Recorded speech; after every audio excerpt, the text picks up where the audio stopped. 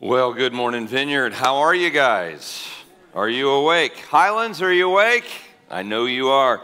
It's exciting to be here. I am so fired up about this series, so fired up about what I get to share with you guys today and what we're about to do. We are having a lot of fun. We're in a series called Be Rich. If you're new with us, just to catch you up, we're looking at how to be rich well. And the idea is, I know you don't feel rich right now. You're not rich. The person sitting next to you might be, but they don't feel rich either. But someday you might. Someday you might cross this imaginary line and become rich. And when you do, I want you to be good at it. And the Bible says some very specific things about what we're supposed to do to be rich. And this is all out of 1 Timothy chapter 6, where the Apostle Paul says, command those who are rich in this present age to be rich in good deeds and to be kind and generous and all of that. And so we're looking at what rich people do, and we're practicing, because what rich people are supposed to do really is what we all want to be doing anyway, and that is to do more, to give more, to be more generous in our lives. And so that's what we're looking at. And over the course of this series, and we're in week 3 of a 4-week series, we are just unleashing generosity in our community through a variety of ways. The first week of the series, we asked everybody to bring in an Operation Christmas Child box. Do you guys remember that? That was like 3 weeks ago. Yeah. Do you remember? All right, all right, yeah. Like nod like you're awake. Can we get caffeine just piped into the room? So we did that. You guys brought in 521 Christmas Child boxes, which is incredible. Now, what you may not know is that we are also the regional drop-off center for those boxes for churches all over our region, eastern Ohio and northern West Virginia. We have a team of people, volunteers, processing all those boxes, making sure everyone had what it needed, was prayed over, everything was good. We processed just shy of 6,000 boxes. You guys, all right, let's hear it for 6,000 boxes. You guys brought in almost 10% of the boxes in our region just from this church. That is amazing. So just blown away by that. Last week, we were doing a special offering. Our goal was $26,500. We're giving every penny of that special offering away to organizations in our community. We're not keeping any of it. And you guys gave, are you ready? Almost $45,000 last week. Yeah. Unbelievable. Which means we get to do it all plus some. And so we're so excited to give that away and just unleash generosity in our community. This week, we're going to talk about opportunities to serve with those organizations and in projects that are going to be spending that money on people in our community who need help in the love of Christ. So we're going to have a blast with that, and I'll talk more about that at the end. Next weekend, our last weekend of Be Rich, we're doing a food drive. So on your way out today, you'll get handed a blue bag, and your job is to fill that up with food, okay? And please, please, please do not bring in your out-of-date food. All right, the cans that are all, like going to be out of date in a month or whatever, because they can't use those. By law, they're not allowed to use those. So get good food. There's a list on the bags, and bring food in next week, and we'll just stack it all up, and we're going to give it all away, and we're going to be doing something at Respects as well. It's so fun. We're going to make sure that the folks at the House of the Carpenter have all the food they need to get through the holiday season, and nobody goes hungry and Wheeling. So that is exciting. So lots and lots of good stuff. But this week, I want to talk more about how to be rich well, and then we'll come back around at the end and talk about the specifics of where you can serve and what projects you can get in on and be a part of. You really do want to be a part of this story as it unfolds. And there's some really neat opportunities. Hopefully one that tickles your fancy, that you'll be able to jump in on an organization, maybe even partner with them long term. So anyway, more on that at the end. So as I said at the beginning, you're not rich, right? You're not rich. You probably know somebody who is, but you're not. At least you don't feel rich. The reality is, as I've shared in previous weeks, if you live in the United States of America, you're in the top 10% of the wealthiest people on the planet. If you make $50,000, I think it's $48,000 a year, you're in the top 1% of the wealthiest people on the planet. The reality is, compared to one another, we might not feel rich, but compared to the world around us, the global community, we are so stinking rich, we don't even know what to do with it. We are the wealthiest culture probably in the history of the world. And so it's not that we're not rich, it's that we don't feel rich. And the reason we don't feel rich is because we don't have margin. You know, the time that I have felt the richest, I can think of a couple times when I have felt rich in my life. The time I felt the richest, I was 11 years old, and I was loaded. No, when I was 11 years old, I got a paper route, and I kept that paper route up through high school. And so I was making a whopping $80 a month. That's like $1.25 an hour, people. I was bringing it in, right? But I ate my parents' food, I slept in my parents' house, and I took that money and I would buy things here and there, but for the most part, I just put it in the bank account. I got one of those little passbook things, and I just kept putting it, and I just watched that grow, and I had $1,000, and then I had $2,000, and then I had $3,000, and I just worked, and I was rich. I mean, I had margin, right? I didn't have to spend that on it, and I felt rich. Another time I felt rich was before we had children, because once you have children, you never feel rich, but before we had children, we had bought a fixer-upper house, so we got a really, killer deal on it. We fixed it up ourselves. We had a really low mortgage and no debt. And so we were just able to put money in the bank, and we weren't just going out. It was before Amazon Prime, where you just clicked to buy everything that you wanted, right? And so we didn't buy everything that we wanted, and we were able to save money, and we felt rich. We weren't, by American terms, standards, we weren't rich, but we felt rich because we had margin, and margin is the thing that makes the difference as to whether or not you're going to feel rich or not. Other times that I felt rich is when I've done traveling internationally, gone to Vietnam, right? I go to Vietnam and I'm walking around the streets of Saigon and where else? Oh, Nha Trang and some of the other towns in Vietnam, and we're going up to see the Montagnard people. These, folks live in shacks, literal cardboard shacks, wood shacks. The Montagnard people lived in brick shacks. They were just shacks, thatch roofs on them. And you walk into their home, and it's one room, and they're cooking on a fire on the floor. And you think, I'm so stinking rich. I just go in and turn on my stove, and I've got 4 burners, and it's, and I've got countertops, and they're on the cooking in the dirt, and it's like, wow. And then you come back, right? And you start comparing yourself to everybody else around you, and all of a sudden you don't feel all that rich anymore because, you forget. But in reality, we're so blessed. We're so wealthy. Another time I felt rich, my friend Losha in Russia. We used to go over to Russia a good bit. And St. Petersburg, Russia is a beautiful cosmopolitan city, right? And Russia is not a third world country. But they definitely live differently than we do. Well, anyway, Losha, who I got to know in Russia, we brought him over to Wheeling for a while, for a couple weeks to visit and check out the church and stuff. And he stayed with us, and he got to our house, and his first comment when he got to our house was, everybody in America lives in mansions. And I'm like, what? Mansions? He goes, these are all mansions. He goes, what do you mean mansions? Well, Losha, now get this, Losha worked for a multinational corporation in St. Petersburg, Russia. He was not an impoverished dude by Russian standards. He lived in a one-room apartment with his mother, one room. All right, the kitchen and the bathroom they shared with everybody else on that floor of their apartment building. In the summer, they'd turn the hot water off because it came from a central location. They went 2 or 3 months without any hot water. It was just a completely different standard of living, and it wasn't a third world country, right? But we are so stinking rich, and we don't even know it. And guys, when we see stuff like that, when we hear stuff like that, you realize you have that moment of, oh, right. But then it fades, and we go back to comparing ourselves to one another.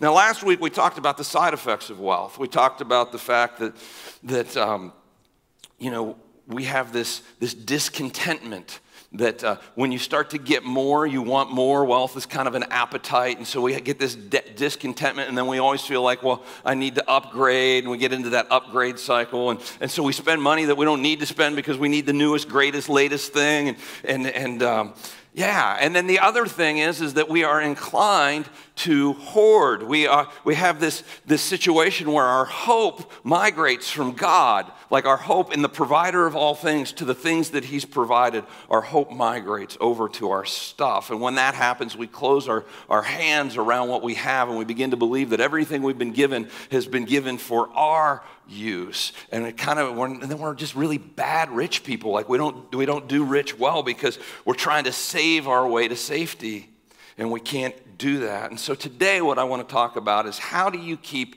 your hope from migrating from God to your stuff? Or if it already has started migrating, how do you get it to go back in the other direction? And so we're going to talk real specifically today about how to do that. But I want to start where we started last week in 1 Timothy 6 and verse 17. It says this: "Command those who are rich in this present world not to be arrogant." Don't get full of yourself just because you have stuff, nor to put your hope in wealth, which is so uncertain, but to put their hope in God. Don't put your hope in the stuff. Put your hope in the one who provides you with everything you have, who richly provides us with everything for our enjoyment. And then in verse 18, he tells us how to do that. In verse 18, he says, "Command them to do" what? To do good, not to be good.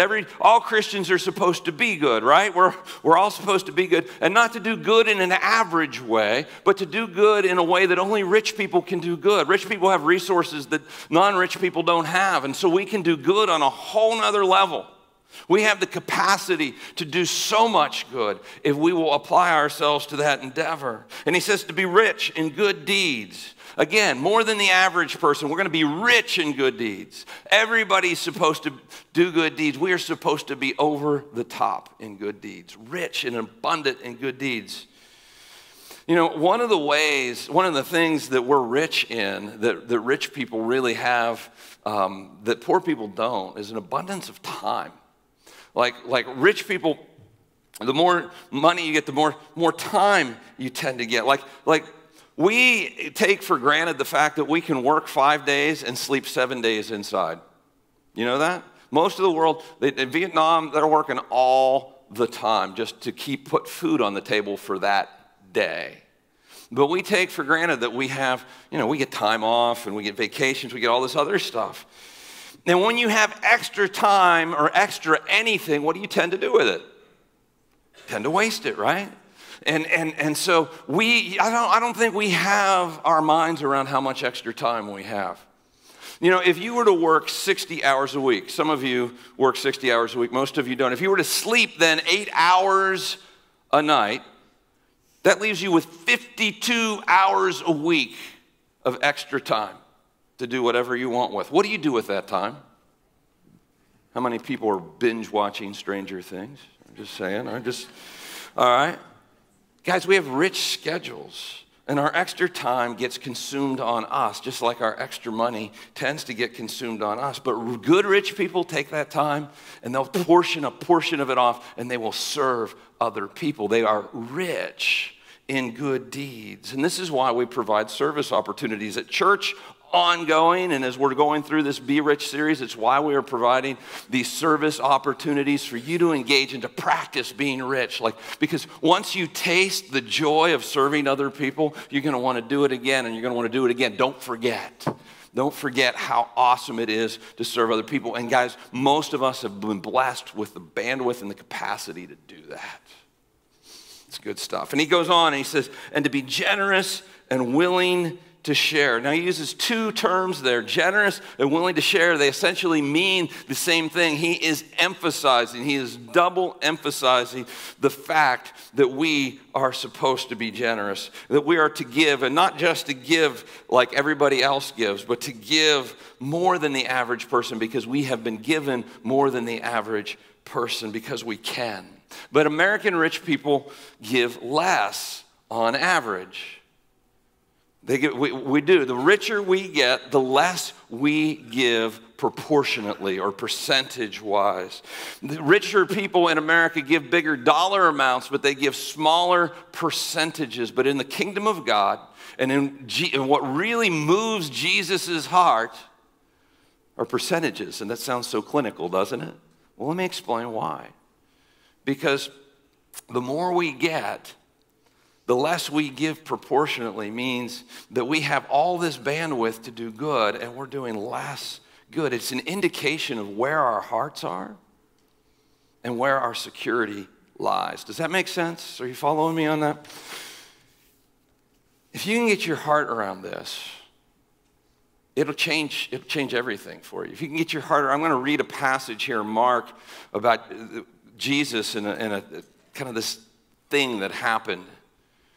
And if you can get your heart around this, it blows up everything.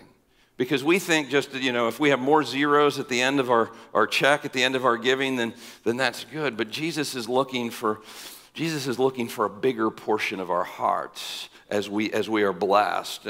And so in Mark 12:41, it says this: Jesus sat down opposite the place where the offerings were put and watched the crowd putting their money into the temple treasury. So Jesus' habit and his disciples, when they were in Jerusalem, is they would spend a lot of time at the temple.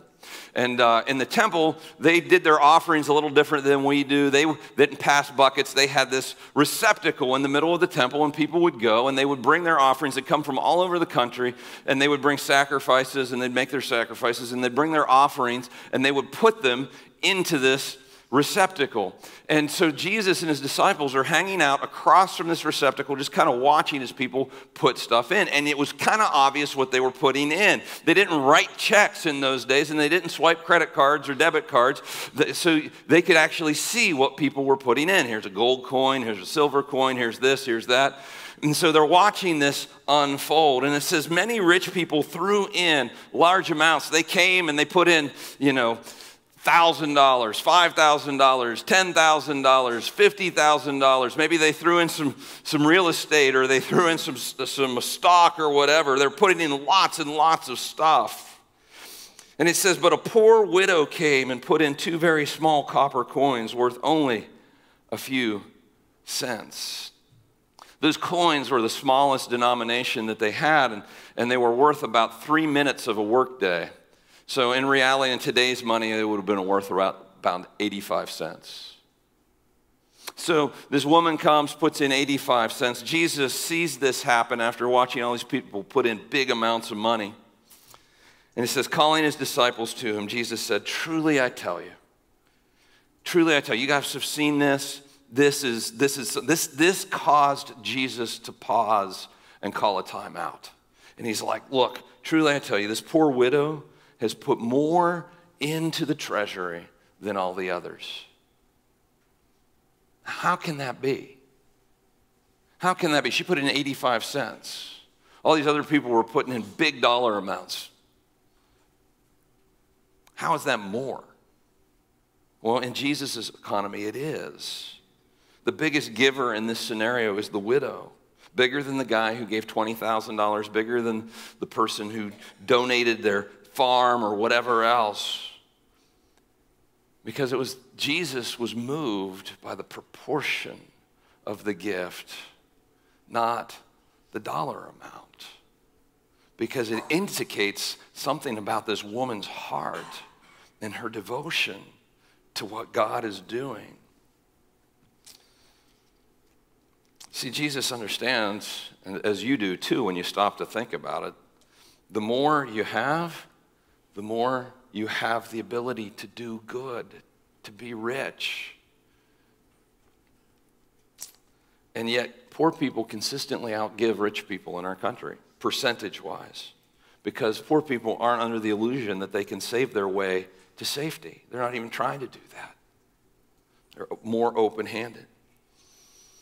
And Jesus goes on, he goes, they all gave out of their wealth, but she, out of her poverty, put in everything, all she had to live on. She trusted God, and she just like, here, you get it all. You get the biggest proportion. given that day. And that is what moved the heart of Jesus. And Paul's point here in 1 Timothy and Jesus' point here in Mark is that, yes, rich people should give larger sums of money, but they should also give a bigger percentage, because God isn't as moved by the number of dollars as he is by the size of the proportion or the size of the percentage. Because if you have all of that and you're just kind of giving some leftovers, and it's a big number and that's great, but it's just the leftovers, then it's not impacting your heart, and it's not reflecting a generosity in your heart. Now, most people don't think in terms of percentages, do they? We don't. We go to the car dealership and we're like, what is the monthly payment? I can make that. We think in terms of dollar amounts. We go to the phone store and we're like, new iPhone X, $58 a month. I can come up with an extra $58 to have the latest and greatest cell phone. So we pay that, and we ask the question about the dollars, not the percentages. But the reality is every one of us lives on a percentage of our income. Whether you're aware of it or not, we live on a percentage of our income. A lot of Americans live on 100% of our income. And you will always, always, always feel stretched. You will never, ever, ever feel rich, because you have no margin when you live on 100% of your income. Guys, this is the way good rich people think. They think in terms of percentages. And if you will begin to think this way and apply it to the way that you live, not only will your heart grow in your giving and all of that, but your finances will grow as well, because it changes the way you handle money. It's a powerful, powerful principle. If you want to feel rich, you can do what I did when I was 11 and sell everything and move in with your parents. All right, probably not. Pick a percentage. Pick a percentage. Pick a percentage and live on it. Now, some of us, it might need to be a high, some of it might be 90%, 80%, 70%. Some of us can live on 50% or 40%. We're all blessed in different ways as far as income stream, but pick a percentage and go low. Go low, and then build your lifestyle to that percentage. Does that make sense? All right, rather than asking, well, can I come up with another $58? Don't ask that question. Can I fit it into this percentage of my income? And then live on that percentage. And here's what will happen. If you go low, you will never regret it. You will never regret it. And you're not going to come back to me in 5 or 10 years and go, wow, I picked a low number and the last 10 years have been awful. No, you're going to feel rich. You're going to throttle your lifestyle a little bit so you can do good, so that you can save, so that you can have some margin in your life. But you have to pre-decide, what is that percentage? What percentage of your income are you going to live on? What percentage of your income are you going to save? And let me just encourage you, pick a percentage in that category as well. Because if you don't save anything and the emergencies come along, then you end up in debt and you end up in a bad cycle. And then pick the percentage that you're going to give and stick to it. And here's the trick to this, guys. Give first. Give first. Otherwise, it's just we'll see what's left at the end of the month and then we'll give the leftovers. Don't do that. This is a discipline, and it will grow your heart. It will expand your faith, and you will see amazing things happen as you live an intentionally generous life. Live on some, save some, and give some. And pick a couple of organizations to give to. And pick a percentage. I'm going to give 0.5% to this organization. I'm going to give 1% to this organization, whatever it is. But pick a percentage, not a dollar amount. Pick a percentage and give it. And give some time as well. Pick one organization or two organizations and give a little bit of those extra 52 hours a week that you have, and serve. And serve. And what will happen over time is your heart will be captured by those organizations and by what they're doing and who they're serving. And it will begin to change you from the inside out. It's powerful. And this is why volunteering at church is so important. Now, as we do this Be Rich campaign, my hope is that you will be able to find an organization in the community to give to as you begin to interface with these organizations through this service and serve at, maybe on an ongoing basis.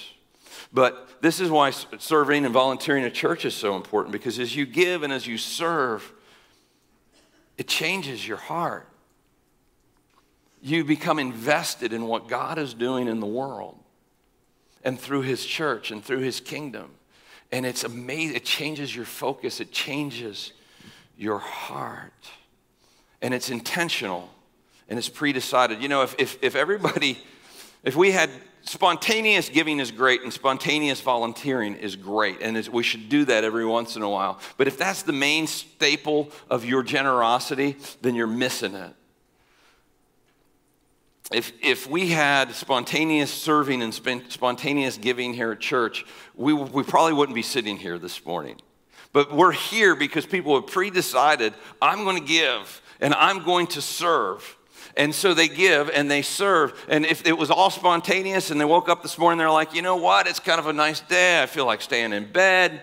And we're missing the worship team, and we're missing the children's workers, and we couldn't pull off. We got hundreds of people who pre-decided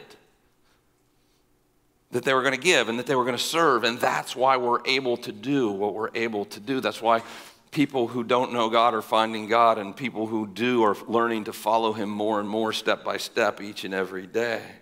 And that's why the charities in our communities work. The spontaneous giving is great, but it doesn't accomplish in the organization, and it doesn't accomplish in you long term what God wants to accomplish in you through your generosity. What changes the world is pre-deciding to live rich. What changes the world is you pre-deciding to live rich. And what changes you is you pre-deciding to live rich. Pre-deciding your giving, pre-deciding your serving, and then doing it. So people ask, how much? Well, how much should I choose to live on? How much should I choose to save? How much should I choose to give? I don't know. I mean, it's going to depend on you. Now, on the giving category, I can say this. The median income in America, median household income is $50,000. And the average $50,000 income household gives 6% of their income by accident. Like, the only reason we know that is they do their taxes, and at the end of the year we figure out it's 6%. All right, so if the average American is giving 6% by accident, let me encourage you to beat the national average. If we're going to be rich, beat the national average. So, 6.5%, 7%. If you're not a percentage giver, I encourage you to pick a percentage larger than the national average and then go for it. If you are a percentage giver, you want to get to 10% as quickly as possible. And this is not a tithing message, but we talk about tithing. It is a biblical principle, and there is something powerful about that 10% mark that God just does something with. And I encourage you to get there as quickly as you can, but start somewhere. Pick a percentage and give.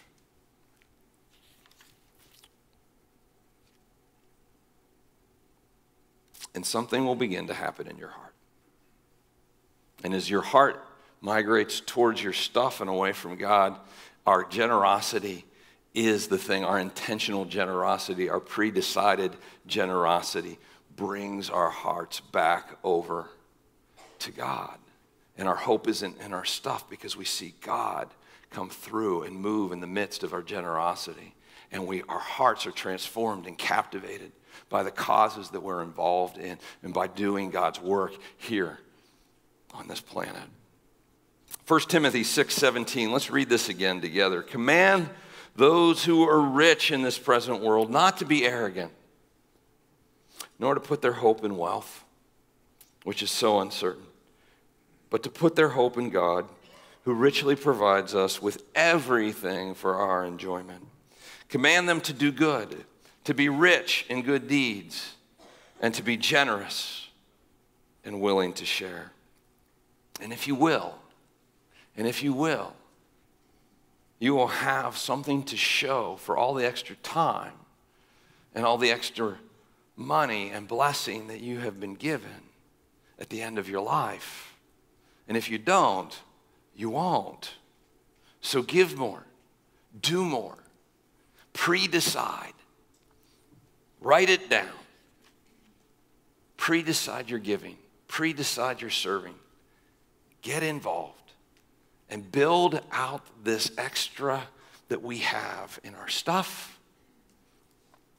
and in our time to make a difference with your life and to come alongside God and what He's doing and be a part of it. And it will begin to change your heart for the better. And when your heart changes for the better, everything in your life changes for the better. And can you imagine what would happen if everybody did this? If we all did this, the impact on people, the impact on you as your heart changes, the impact on you as you start pre-deciding and living intentionally, financially speaking. See, what you will find is if you live intentionally on the financial side, you will have margin and there's financial peace and you're not going to feel stretched all the time and you're going to be able to go further with less. And we see this all the time because you're living on purpose. It's a powerful principle. But can you imagine the impact on our world? I mean, what if the reputation of the Church of Jesus Christ in our world was not what we were against, but what we were for? What if it was those people are the most generous, compassionate, kind, selfless, giving people on the planet? What if that was the reputation? It would change everything. And I believe as I read the pages of the New Testament, that's what Jesus had in mind. He told his disciples, look, they're going to know you're Christians not by your music, not by your theology, not by anything else, but the love that you have and express. That's how they're going to know you're my followers. That was Jesus's plan, that would be our reputation. And in the first several centuries of the church, this movement of compassion and grace and generosity swept the known world. Went from 125 followers in Jerusalem who were under persecution and everything was stacked against them. It should have never made it out of Jerusalem or out of the first year. And 2,000 years later, there's 2.4 billion Christians on the planet. And a big part of that had to do with the fact that it was a people who loved well, a people who were generous, compassionate, sacrificial, and giving. And guys, more than you want stuff, that's the kind of life you want to live. Because that's the kind of life that brings joy and peace and hope and shines light. And when somebody stands up at your funeral and is looking for something to say, they're going to have all kinds of things to say because you live different than the world around you. You are an inspiration. You are a light. You are that guy or that gal. And guys, if the whole church, if every one of us lived that way, this community would turn around in a minute. So let's do it. Let's do it. We'll pick up there next week. Be back. All right. So, let's get down to the practical side of what we're going to do. We're practicing, right? So we're going to do some spontaneous stuff. We're going to do some service. And like I said, spontaneous is good. It's just not the staple of the diet. And so we're practicing, so spontaneous is really good. We're going to practice being rich with our time. And like I said, first week we did Operation Christmas Child. Check. You guys rocked it. Last week we did the special offering. By the way, if you want to give to the special offering, you can. I think there are envelopes out at the Welcome Center, and you can stop out there. But rocked it. Excellent. And this week we're going to do our service opportunities, and we're going to work with our community partners. And so here's what I want you to do. Everyone, take out the card you got on the way in. We've got 10 different serve opportunities, actually 9. One of them is full. And I'm going to go through this, and what I want you to do is I want you to pick your top 3 and write them in order of preference, 1, 2, and 3, okay? And then we're going to drop these in the buckets on the way out at the end of the service. So as you leave, you can just drop these in the buckets. There'll be people standing at the doors waiting to get these. And then what we're going to do, if you've written your email address in a legible format, please write your email address in a legible format. We'll send you an email with links to the 3 service projects that you signed up for, okay? And then you can go online on an online scheduling program, and you can schedule yourself for a shift at one of these. Does that make sense? You following me? So check your email this week. If it doesn't come in the next day or so, check your junk mail, but make sure you find those emails. And so you'll get 3 emails from us. So let's go through and talk about what each one is. We're working with youth services systems with the Winter Free Shelter, and we're doing 2 volunteer opportunities there. The first is to cook, and we are going to prepare between 1,800 and 2,400 meals to feed the homeless people of Wheeling over the winter through the coldest months. If you want to be a part of that, that's going to happen here. It's going to start in the middle of this week, go to the middle of next week. It will be between noon and 8 p.m. on most days. Again, you'll get the sign up in your email. You can pick a time slot. If you love to cook and to fellowship with other people who love to cook, come on in. We're gonna, like I said, we're going to do this here, and then we're freezing all that food at Ziegenfelder's Popsicle Factory. Maybe we can get some popsicles out of the deal. I don't know. But at any rate, that's the plan there. The second thing with youth services is they need people to come in and spend the night in the homeless shelter and to just keep an eye on things. And if you've never done that before, I know that's a stretch. That's like all night. Yes, all night. One time, maybe. Maybe you'll fall in love with it and you want to do it more than one time. You can volunteer for that, and you can sign up as many times as you want to volunteer with youth services and kind of sitting there. I think it's like 9 p.m. to 7 a.m., something like that. You get the food out for the people and make sure everything's good. If you can do that or are interested in that, if you've never spent the night in a homeless shelter, I encourage you to do so. It's eye-opening. All right. The third one is this, working with the House of the Carpenter, building wheelchair ramps. If you can swing a hammer and use a drill and you're interested in helping people get into their houses, you can sign up for this. We're going to do this next Saturday.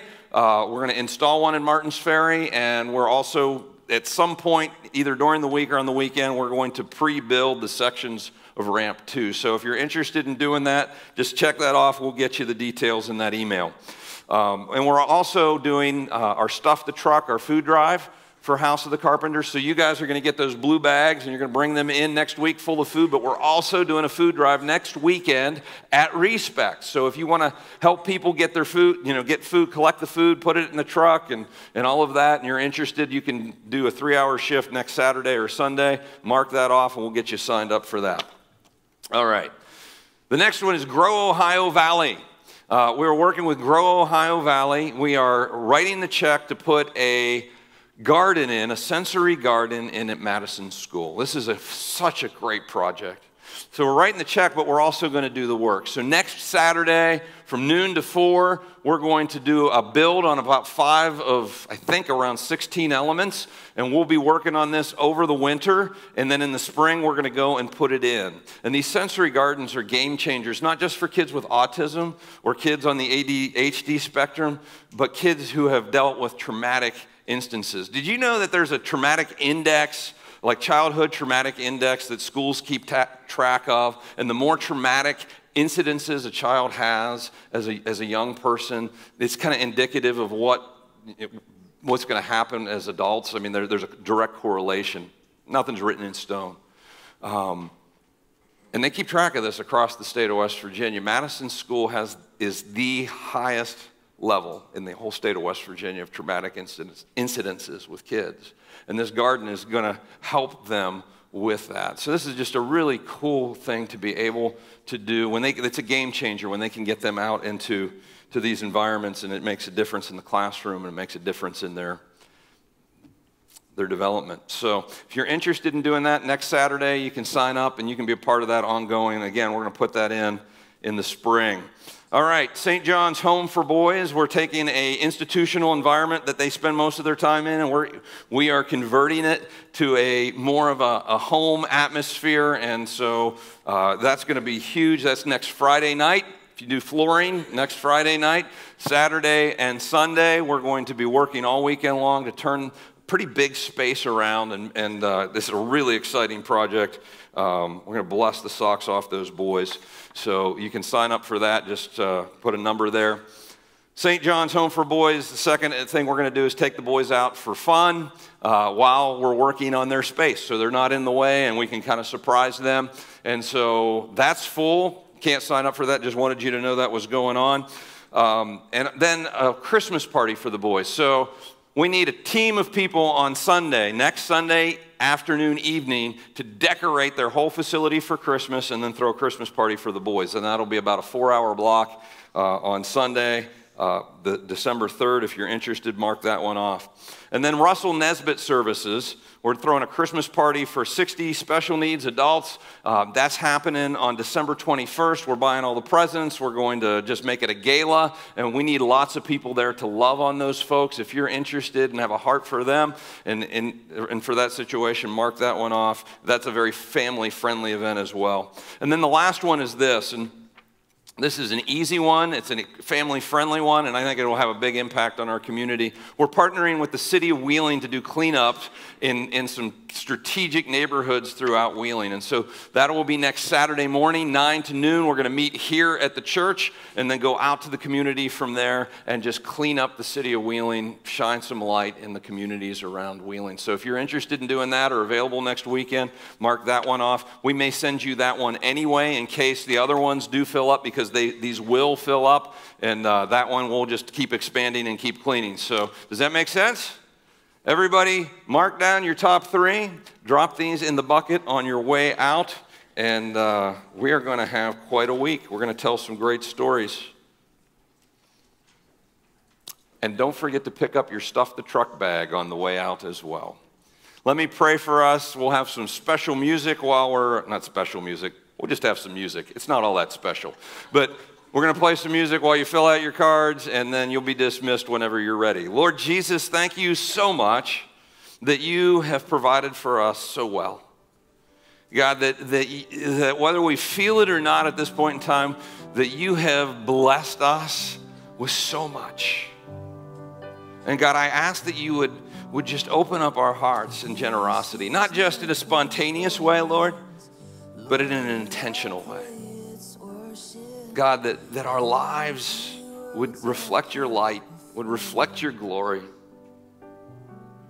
God, that our hearts would be full because of the good that we get to do with all that you've blessed us with. So help us to make the decisions we need to make, Lord, to pre-decide our serving and our giving, to pick percentages to live on and all the rest, Lord, that we would live intentional lives of glory and goodness. God, that our hearts would be full, because that stuff, it's not filling the empty place, Lord. But living rich the way you say to live rich, it does. So help us to do it well. Help us to be those people. Help every one of us, Lord, when we get to the end of our lives here on this planet, to have lots of people who stand up and say, they did this and they did that and they loved me and they were there. God, help us to be those people. In Jesus' name, amen. Amen. God bless.